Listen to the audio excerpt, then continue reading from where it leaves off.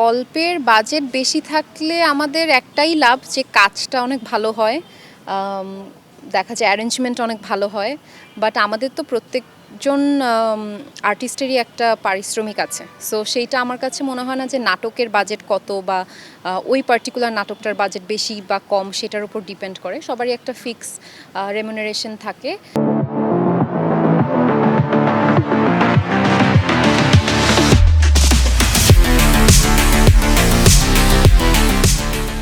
So ওইটা খুব একটা ম্যাটার করে না, তবে যখন গল্পের ওই বাজেটের একটু ফ্লেক্সিবিলিটি থাকে তখন তো অবশ্যই ইজিয়ার হয়।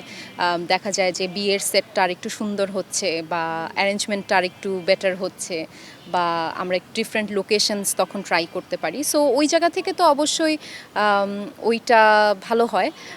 বাট আমি আসলে গল্পের বাজেট তো কোনো সময় আমরা জিজ্ঞেস করি না, আমরা একটা ধারণা করে নেই যে কোন ব্যানার থেকে কীরকম বাজেটের কীরকম কাজ হবে। সবসময় গল্পটাকে প্রাধান্য দেওয়া হয়, গল্প ভালো না লাগলে করি না সেটা, যেটাই আর কি, বাজেট ভালো হোক বা যেটাই হোক আর কি।